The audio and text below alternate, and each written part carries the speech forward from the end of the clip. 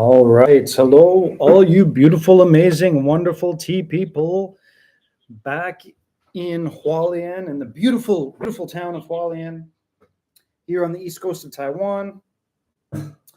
And today I am going to talk about the tea show. I'm going to talk about the tea show. And while I was gone, of course, we've got a bunch of new teas that came in.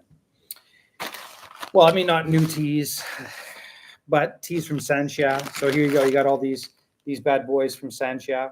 So this is two greens, two whites. So we're going to look at these. And then I've also got this right here, which is a tea that I got from the tea show. I bought all they had left, and all they had left was maybe a little bit over a kilogram of this tea. And I bought it all. I was just like, I don't care how much it is, just give it all, just give it to me. And so what we're going to do is we're going to talk about the Sanxia teas. So we got these, right? These are the Sanxia whites, and we got the Sanxia greens, and we've got this. So we're going to put this up against these two teas, and we're going to see how it goes. And I'm just going to put them all up here like this for a second. So that I can get, it'll be long enough for the screenshot. And so we'll do that long enough for the screenshot for the Instagram. And there we go. So I'm back from the tea show. Now the tea show was a roaring success. I would have to say it's a roaring success, and it was a roaring success on a bunch of different levels. So it was a roaring success on, you can see I don't have the measurement thing out here with me right now, but for these types of teas, it doesn't actually matter that much because I'm going to let them sit for a long time. Not only am I going to let them sit for a long time, but I know these teas really, really, really, really well, where they're made, who makes them, all that type of stuff. So I know them really, really, really well. And so it's not a big deal to just throw them in here. About 3 grams or so. And so why was it a roaring success? It was a roaring success. I got to see some friends. I made a couple new friends. I made some connections so that in the winter time, October, November. Anyways, when I go back to the next tea show, there will be lots and lots and lots of new teas that I'll be able to pick up and take home, which is wonderful. That's going to happen next month. So in November, mid-November, I got some great teas for the next month's subscription box. Of course, next month's subscription box is going to be teas from the tea show, and probably this tea right here. Because this green tea is really quite a lot of fun and really beautiful. And maybe this one as well. And that was me. So that was me personally. That was my time. That was me personally going to the tea show, meeting all these people and having a wonderful time. Awesome. It was wonderful. But, sorry, I just had a bee on my toe there. What made my tea show experience wildly positive in many, many ways, hey man, how's it going, is that in general, the teas at the tea show, right? So the teas at the tea show are in general, they are cleaner, they are higher quality, more expensive. that's a different thing, but they're cleaner. They are organic is now sort of the litmus test. And if it's not organic, you ask and you say, are you organic? So I'm just cleaning the spoon here. I haven't been out here for a couple days, so my spoon got a little dirty. But if they're not registered, like certified organic, then I go in and I say, hey, let me see your tests. And they can all show me the tests, all of them. So they've all got tests. and I would say the vast majority, right? So so if you're looking at, say, if I tested maybe 70 teas, something like that, 80 teas, then I would say 50 or 60 of them would be clean. And when I say clean, I mean they measured them and there was zero agrochemical tests. So it's called ND, non-detectable. So they test for like 400 and some teas or different agrochemicals, and they were all non-detectable. And for me, that's just insane. When I first started this, I would go to the tea shows and they would be horrible. They would be absolutely terrible for me, terrible, because I was used to drinking teas like this, which are amazing, beautiful, certified organic, blah, blah, blah, clean teas, clean, beautiful teas. But I was going to these tea shows, and these tea shows were just random people doing stuff, right? So they were random people doing stuff. And because there were random people doing stuff, every once in a while I'd be drinking tea, and then be like, what was that? And it would be the equivalent of some horrible, I don't even know how to describe it. Like,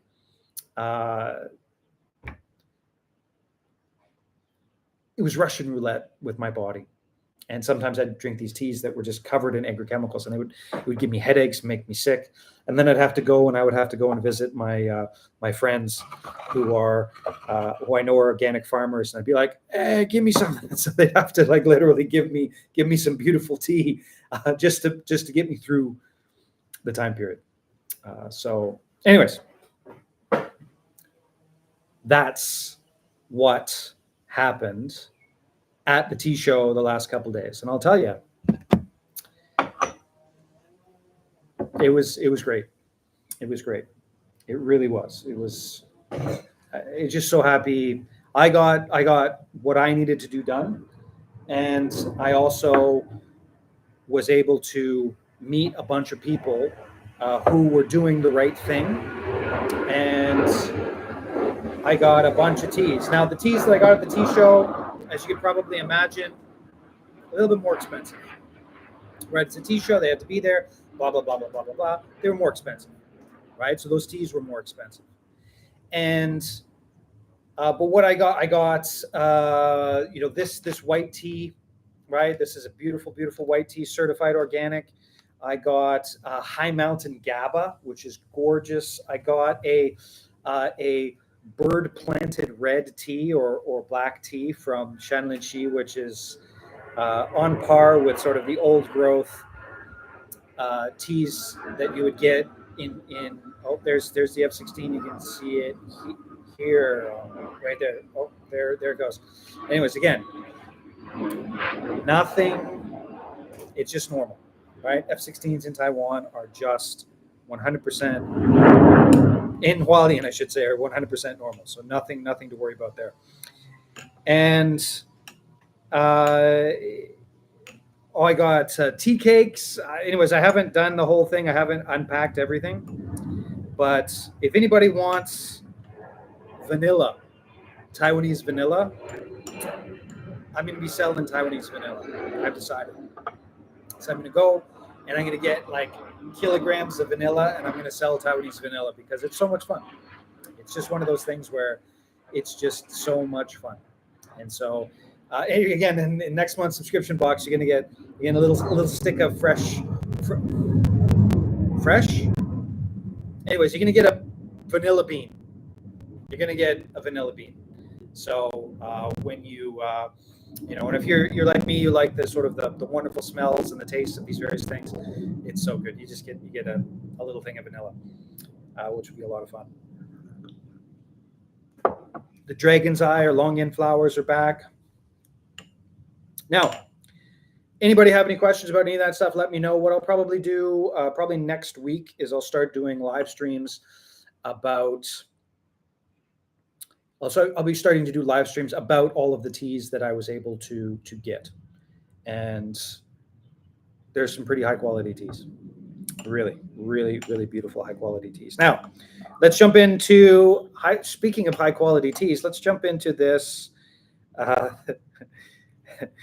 The green teas. Now, remember, Taiwan is not known for its green teas, right? It's not famous for its green teas. And number two, generally speaking,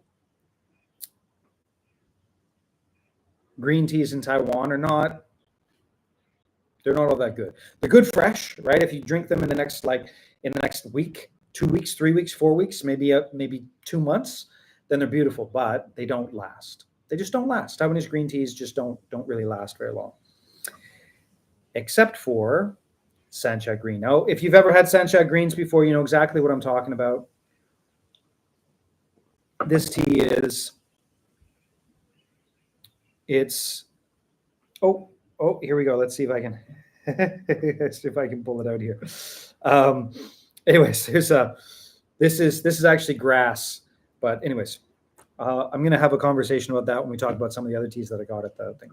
If you actually think somebody says, oh, this is an organic tea, this is a wild grown tea, blah, blah, blah, blah, blah. If there's no actual grass in it, like literally grass, then you got to start asking questions, right? Because really wild grown tea has a lot of other plants that grow along with the teas. And that's something that I'll probably have a talk about, but that's also really low quality tea. So it's that thing where, you know, it's the curve, right? So it's the curve like this, right? You know, the meme, right? So over here, low quality tea is going to have some grass in it. All the mid stuff is going to have no grass.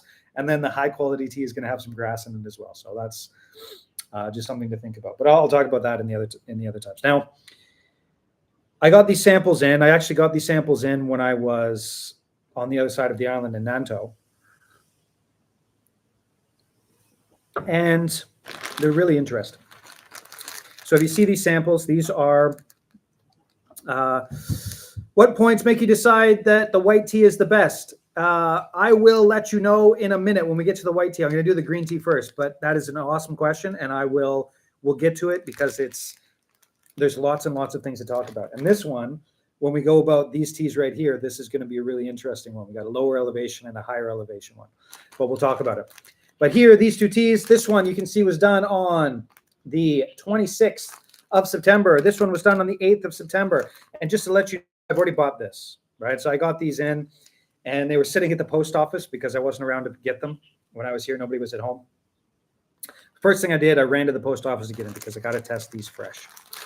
And this is the one I got. Now, why? Why did I get that one? You think, oh, green tea, you don't want it too hot. You know, September was pretty hot. You wouldn't want it too hot. It's almost summertime. Well, because this one here is a beautiful tea, but it's really light, and it's actually closer to an oolong. So this was oxidized a little bit more, and it's closer to an oolong. Whereas this one has got that green tea bite, punch-ness. It's stronger, and it's got this is a green tea, and this is the Sanxia green tea. All right, so this was September the 9th. Green tea is so-so in Taiwan. Yes, but not this. Yes, absolutely, but not this. Right? I might, when you choose the white tea, about every white tea. Yeah, I'll for sure.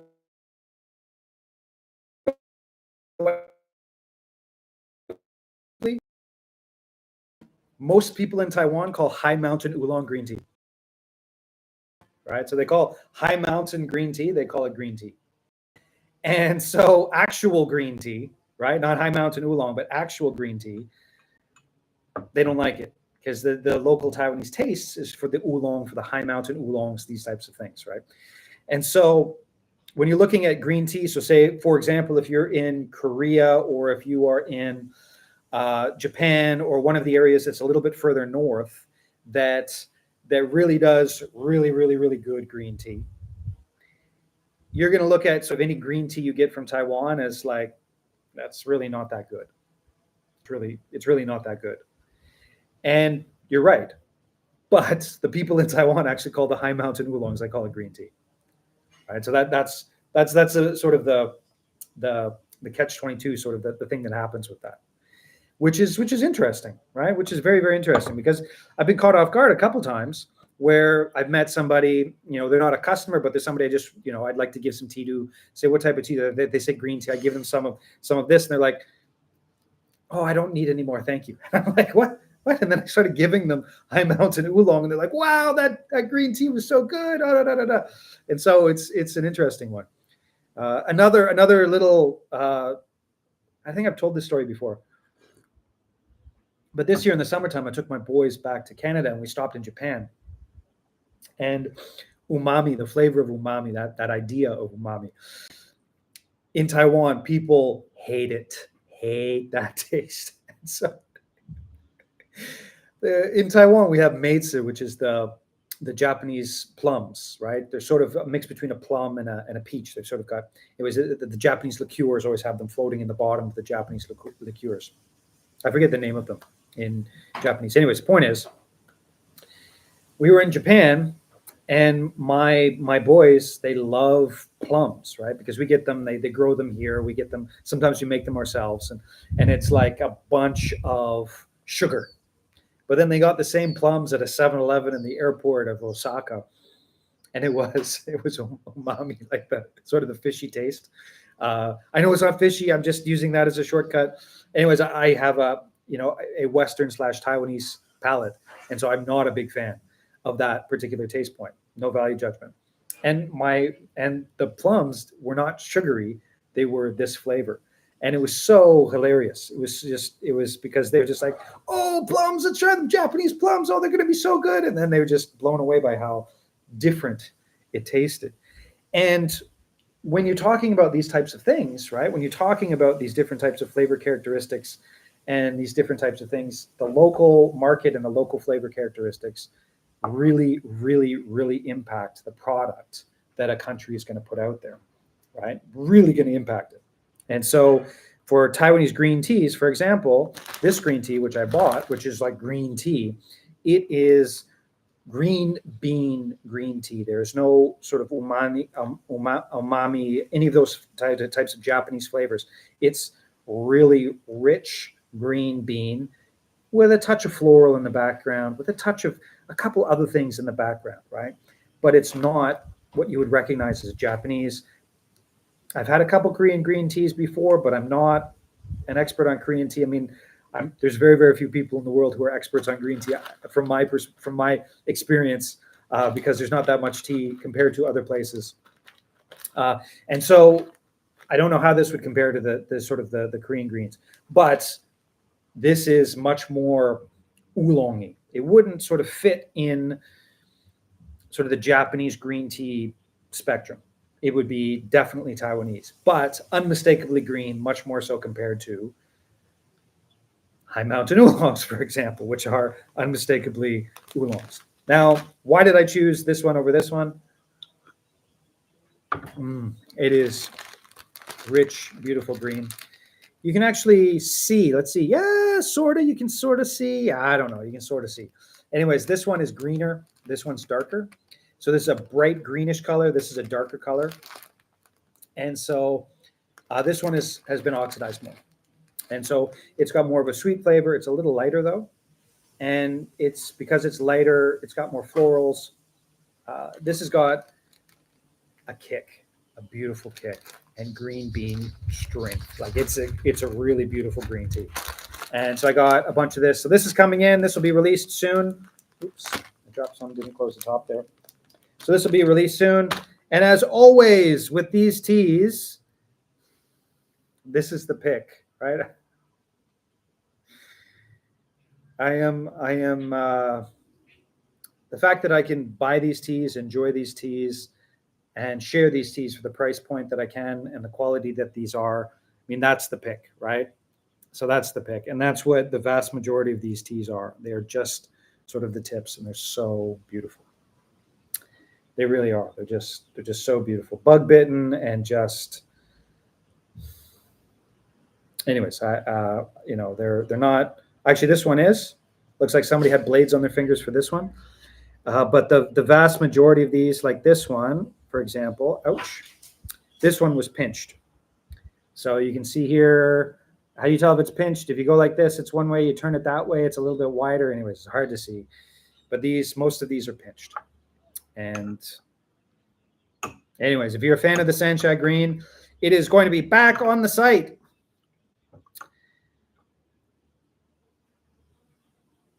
In a couple weeks. I might release it a little bit sooner, actually. But we'll just see how it goes. Now, let's get into white teas. Now, white teas. When you're looking at white teas, what is a white tea? I was helping people describe this because the vast majority of people, even in Taiwan, like the people who make white tea, if you ask them what is white tea and they make it, they won't be able to tell you what white tea is. They'll talk about how they make it. They'll talk about this. They'll talk about that. But basically, the easiest way to think about white tea is that it hasn't gone through the kill green phase. It hasn't gone through the kill green process, right? So it hasn't gone through the kill green process. And what is the kill green process? High heat, right? If you think about sort of Chinese teas, that's the frying pan. You think about Taiwanese teas or Chinese teas, well, basically Taiwanese teas, it's the superheated drum that spins the teas. If you're looking at Japanese teas, oftentimes it's steam, but it's a high heat, stops the processing and the various things, locks in the flavor. That's what you're looking at kill green. And this doesn't go through it. And because this doesn't go through it, that means that you're getting sort of a more raw flavor, a flavor that moves with time.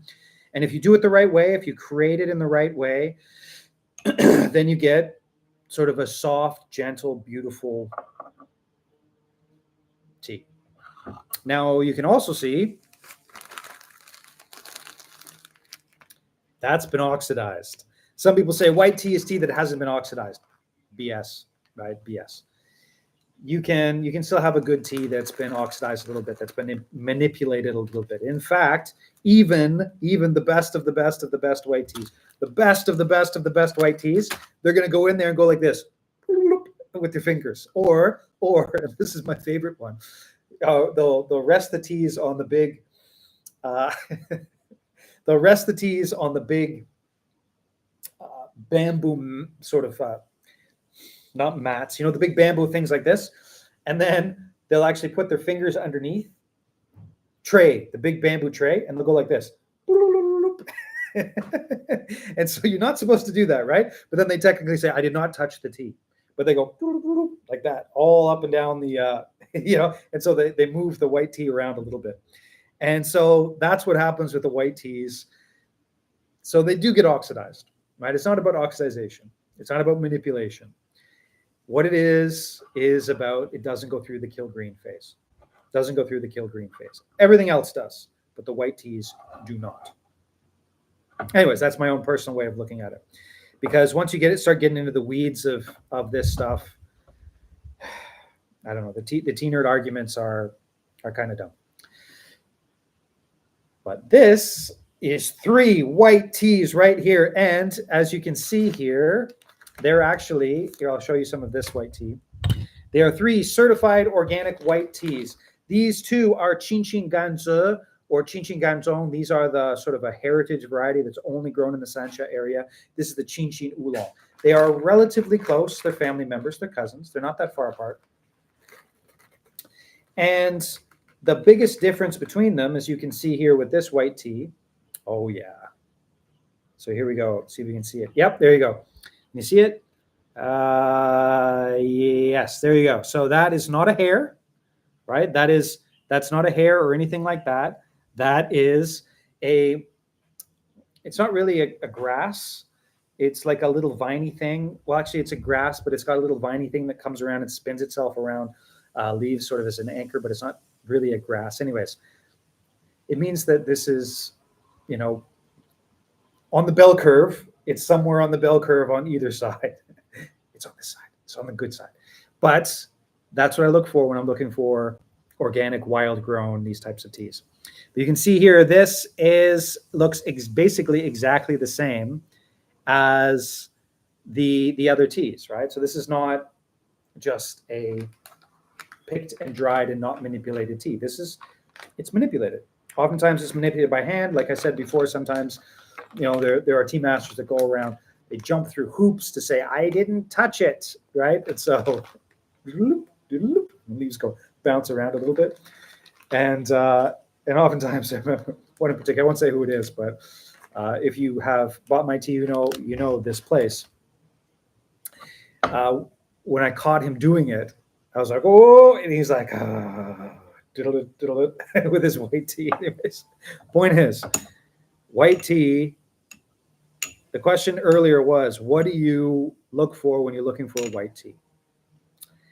And for me, what am I looking for? Basically, cleanliness, smoothness,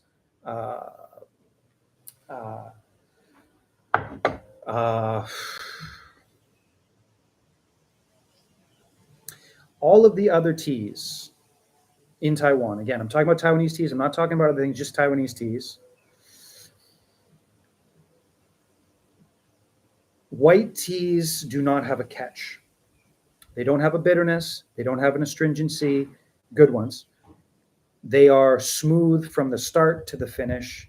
And what I'm looking for when I'm looking for a good white tea is that clarity, and oftentimes a sweetness, like a really strong, deep, beautiful sweetness, but a subtleness.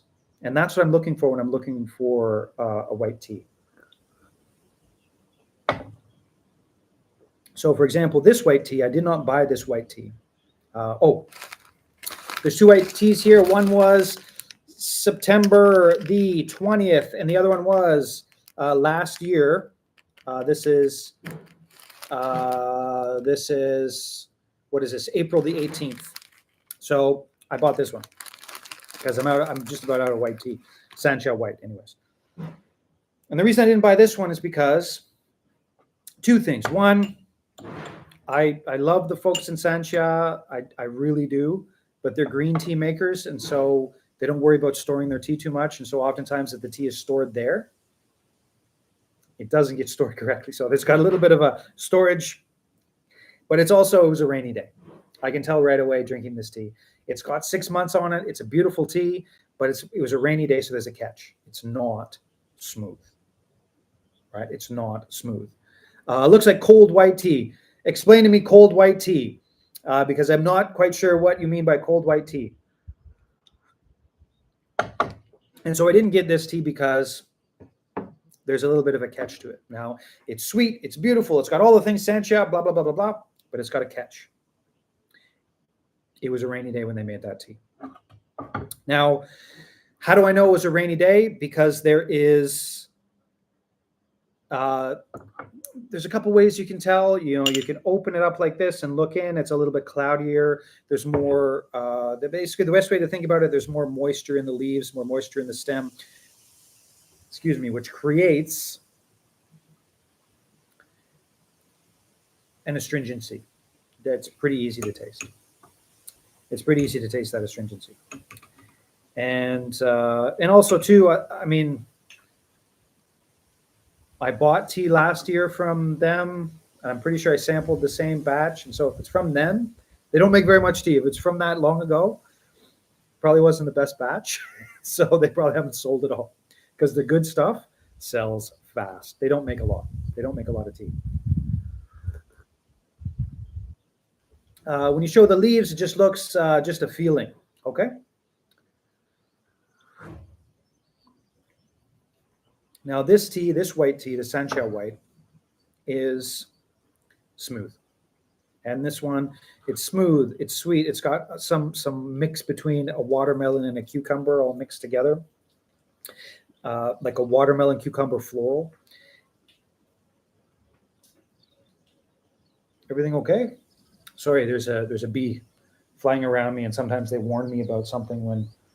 So there's the big giant Asian hornets, and sometimes like my beehives are right beside me here, and sometimes when the giant Asian hornets come, they'll actually come and find me and fly around me like this and be like, "There's giant Asian hornets." It doesn't look like the giant Asian hornets are not there. It's okay. And so, anyways, that's sort of the cucumber watermelon floral that's coming off of this. And if you know this tea, then you know it's beautiful, and that'll be on the site as well. I still got a little bit left of the old stuff, but that'll be on the site as well. Now, let's go into these two teas. This is a beautiful tea. This one here is also a beautiful tea. This one is about 3 times more expensive for me to buy. Now, I don't. Obviously, this tea is not going to be 3 times more expensive when it gets to you guys. There's obviously lots of things that go on, lots of things that I have to worry about when I'm making teas, pricing teas and packing them and blah blah blah. But this tea is about 3 times more expensive than this tea, 3 times. And the reason that is because it's a high mountain white. Now, high mountain whites are relatively rare, right? Very rare, actually. They went through a phase, like a fad, about 4 or 5 years ago, where there's a lot of high mountain whites. But making a white tea, what's the joke, right? White teas are the hardest to make, the easiest to make and the hardest to make well. So anybody can make a white tea. I don't know if you've seen in the feed. Every once in a while I'll go to a tea garden, I'll pick some tea and I'll put it in my car and I'll make a white tea in my car. I don't, if it's a hot day in the summertime, it only takes a couple hours. But I can literally make a white tea in my car, just dry the leaves. But it tastes bad. It tastes terrible. So they experimented, the people up in the mountains, they experimented making these white teas, and they didn't make a particularly good white tea. It takes a long time to do it, and especially in the high mountains, which we'll get to in a minute. And so they stopped making it. And so the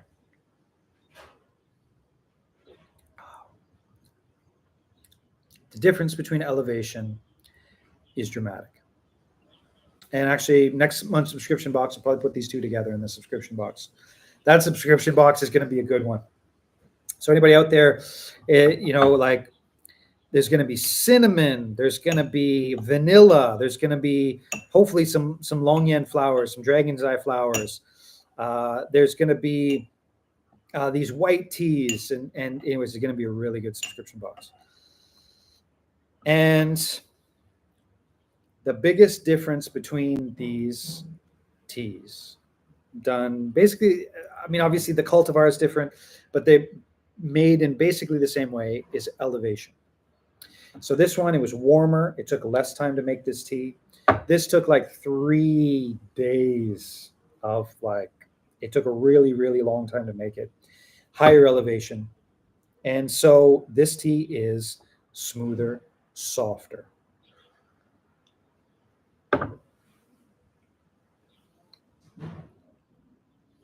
There's like a touch of, in the upfront is cinnamon.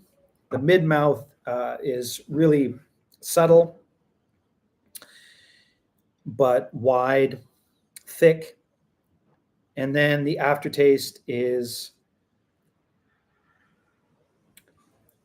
soft, high mountain, wispy breeze florals. It's gorgeous. It really, really is gorgeous. Now, if, for example, the tea master from here, my 80-year-old, I think he's 84 this year, buddy who does this, if he was able to go up here and do this, it would be quite similar. And is it sweet? Yes, of course, right? That's what I'm looking for when I'm looking for sort of the white teas. If there's not a sweetness to it, it's not something that I'm probably gonna pick out. Now, that's a value judgment. I'm not saying it's 100% right. It could be different or wrong in the sense that there could be a really, really good white tea that wouldn't be sweet, but I haven't met one yet. And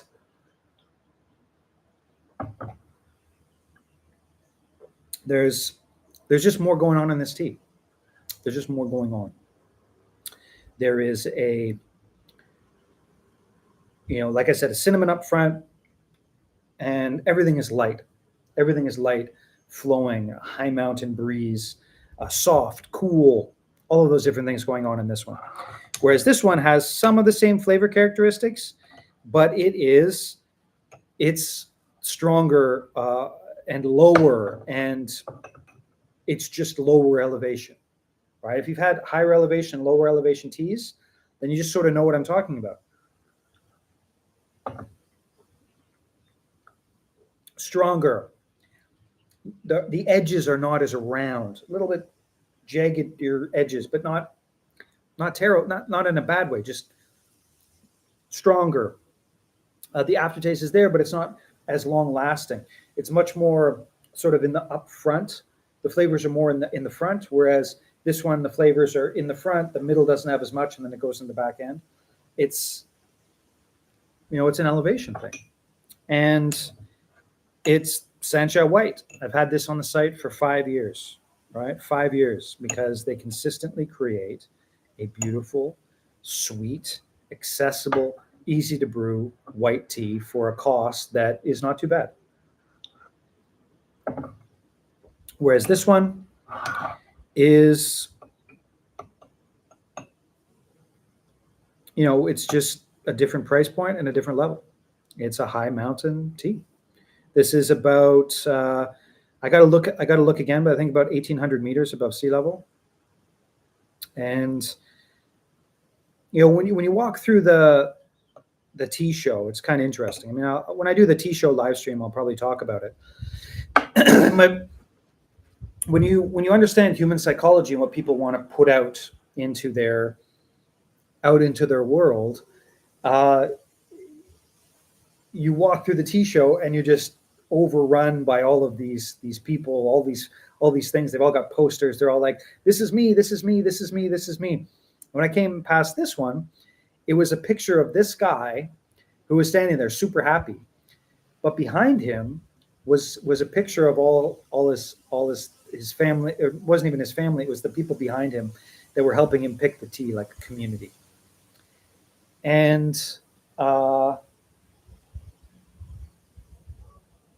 you guys okay? Sorry, B just buzzed me again. And the name was like really small in the corner. And it was just a picture of happy people picking tea. Pictures upon pictures upon pictures. And I was really sort of blown away by that. I was like, wow, that's really interesting. So I pulled in, out of sat down, drank some tea, and that's why I got this one. And I was really happy to meet him, and brand new tea source, brand new spot, certified organic, but again, who cares about certification at this point? Hopefully now too, if you've been drinking my tea for a while, if you've been drinking the teas that I share for a while, you just know what's clean and what's not clean.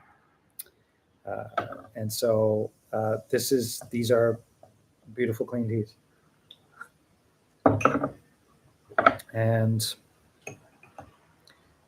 But yeah, the best tea of the show is my buddy, who I've known for many years, and he did another stall this year. But I got to go visit him. I really got to sit down and because we really do have to do a partnership. But he sells teas that are like $2 a gram, fresh teas in Taiwan, and he does just this amazing job. But his booth is like completely empty except for in the corner there's just a small sign, and the small sign is this a tea garden with some people picking in it in the bottom, and there's like tea garden, and then there's huge pomelo trees that sort of overlook the tea, and there's people walking through it, and it's just surrounded by weeds. It's an extremely organic garden. It's one of those gardens where you look at it and you're like, wow, if you know what you're looking at. So he just has this little picture in the corner. It's hilarious. But we wanted to sit down and have a chat, and we showed up at 7:30 in the morning. Like I literally showed up at 7:30 in the morning to be able to chat with him. And he's like, "Oh, let's come early so we can actually talk," because as soon as he's making tea, all these people show up. And then, anyways, the point is, I got to go see him, and I got to do a partnership, and I got to share his tea. But I'll talk about that some other day.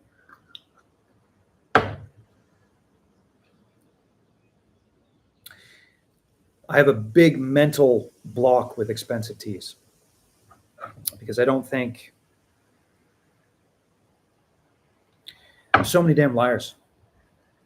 And I'm at the point now where I can get expensive teas and share them, and they are worth it.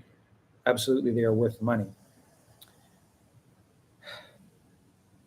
But when you start doing that, it's tough. Things happen. And it's safer and easier to offer wonderful, amazing, spectacular teas at a really good price point. But anyways, that's something I'll talk about on another live stream. But that's about it for today. That's what I wanted to cover. Like I said, I bought all there was left of this tea, which was only about a kilogram of it. Came in a big, huge box. But there's only about a kilogram of this tea left, and it'll be, some of it will be in the subscription box next month. And then I will be releasing it. But it's not cheap. But it's so good, right? It's so good.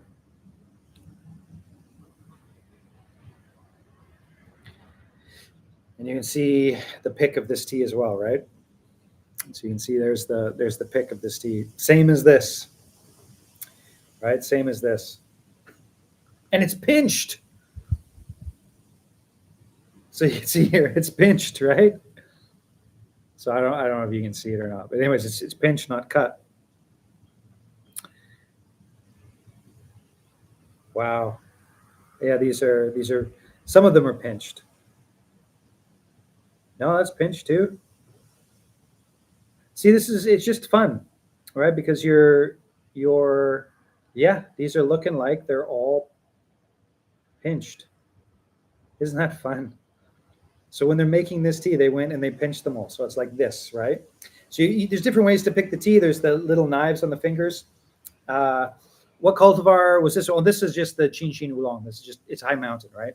99.99% of the teas that I've had that are above 1,500 meters are Chin Chin Oolongs. High mountain rough tea. Rough. So like wild grown. No, I think this is sort of it's an organic garden. I don't think it's too wild grown. But I was finding grass in it. So yes, it's pretty wild grown. Anyways, it's certified organic. It's a beautiful, clean tea. So rough, I don't know quite. So many connotations in English for rough. But very, very clean. But they pinched it, which is so much fun, right? So much fun.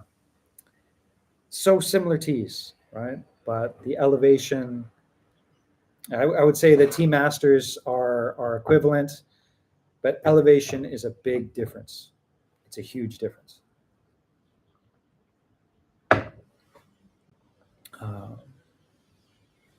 And cultivar, there's difference in cultivar, but elevation is more of a difference in the cultivars. So there we go. Any questions about that? So to recap, I'll be probably next week, maybe if I squeeze out some time this weekend, but probably not. There will be, I'll talk more about the sort of what happened at the tea fair and all the different teas that I got. And I got to get a bunch of them. They're really, really, really beautiful. And I've got my bunch of cash to be able to buy all these teas as well, because, thank you to everybody who has bought tea. Thank you so much, as always. But I can go and I can buy some of these more expensive teas and support these amazing farmers. But anyways, what's the point? I'm getting some of this tea and some of this tea. These will be coming in next week, so I'll probably release them sort of next weekend. I got to get a bunch of different teas, some tisanes. If anybody wants any vanilla, I can hook you up with vanilla. And Taiwanese vanilla, I don't know, does anybody out there know if Taiwanese vanilla is like, it was, you read I'm like Taiwanese vanilla into Google, and then there's some government stuff that's like Taiwanese vanilla is the best in the world. It's the best. It's the best. It's coming from like, the Taiwanese vanilla group. So I have no idea, but it's fresh vanilla and it's fun. And, it's tea farmers basically that are growing vanilla. And they're putting all the care that they put into tea into the vanilla. So anyways, I'm bringing it in and I'm going to be selling the vanilla. And just for fun. All right. I think that's about it. Lenny, last questions about any of this stuff?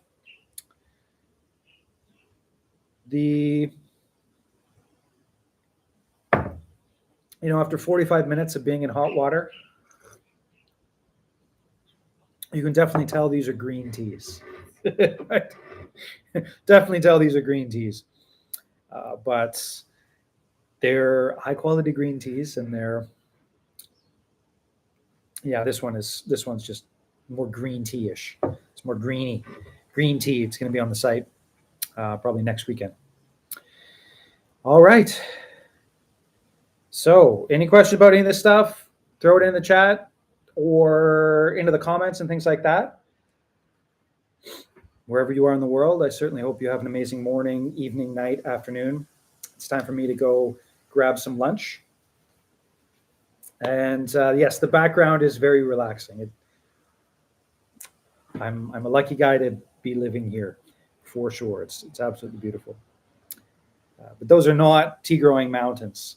I probably should be living closer to tea growing mountains, but it's quite nice to be here.